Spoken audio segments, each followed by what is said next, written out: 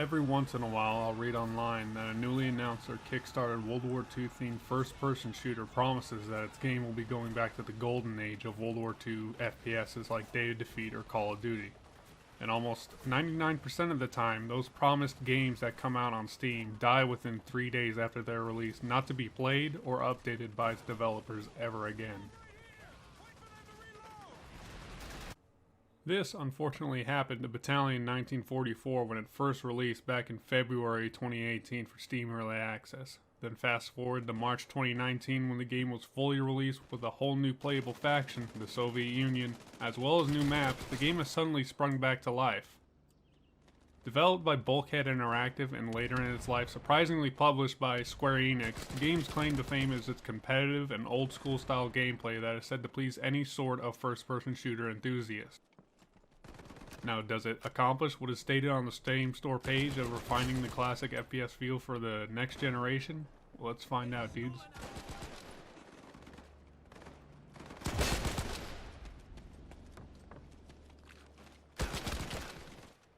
For starters, the gameplay of Battalion 1944 is your basic old school shooter like the original World War II FPSs they're trying to recapture. Like in those games, to get kills and succeed, you need precise accuracy and have a good understanding of not only the gun's climb, but also its spread. Speaking of the weapons, you will mostly find the basic World War II shooter arsenal in this game, like the Thompson for the Americans, the Kar 98K for the Germans, and the PPSH-41 for the recently added faction, the Soviet Union. Most guns act the same across all three factions, with some having larger magazine capacities like others, like the MP40's 32 round magazine compared to the Thompson's 20 round magazine.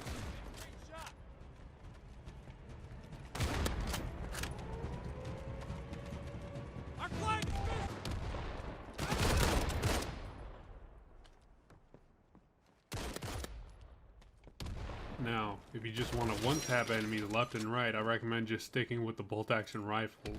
In the US Army arsenal, instead of a main bolt-action rifle, they just get the M1 Garand that takes 2 shots instead of 1, and also includes that sexy-ass ping.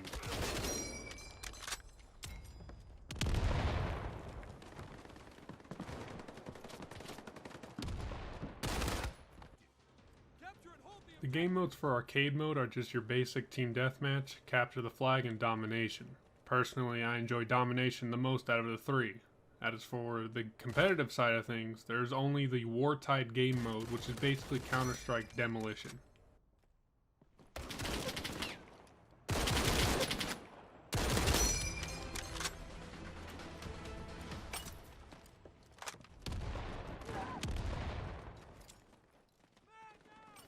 I've only played competitive 2 or 3 times with friends, and I can tell you that it's good, but it's definitely not something for me. Personally, I was interested in this game because I wanted to play a World War II Call of Duty-ish kind of FPS on PC that wasn't dead, and fortunately, this game was the ultimate answer.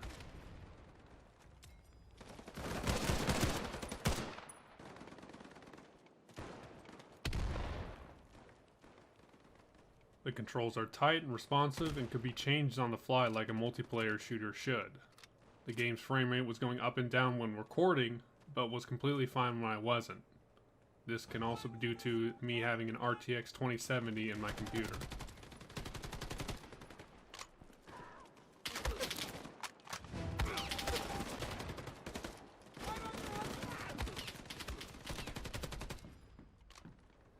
When it comes to historical accuracy, this game has obviously taken a lax approach when it comes to the tactics of the time period.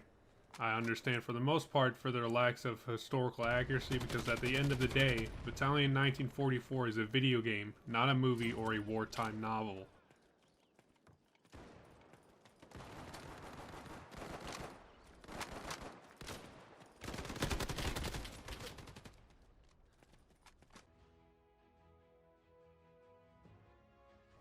That being said, there is one thing that did bother me, and it is some of the weapon skins. Most notably, this rainbowish bar skin.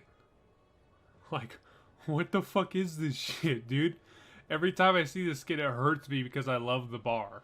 But then again, there are some skins that are honestly for comedic effect, like the ivory skin for the MP40 and Luger, which makes which makes the average German soldier look like a pimp ready to break through the Ardennes forest for the third time.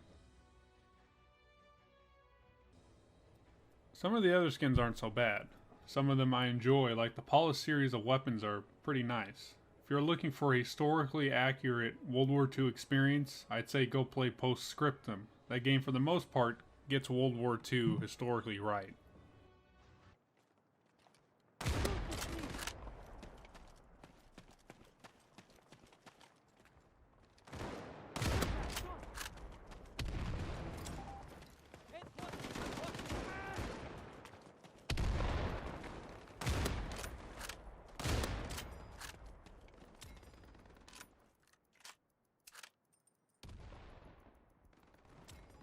Battalion 1944 is a game for people that just want a fast-paced World War II FPS fix. The controls are tight, the maps are pretty damn good, and the developers appear to want to continue to update it for the players.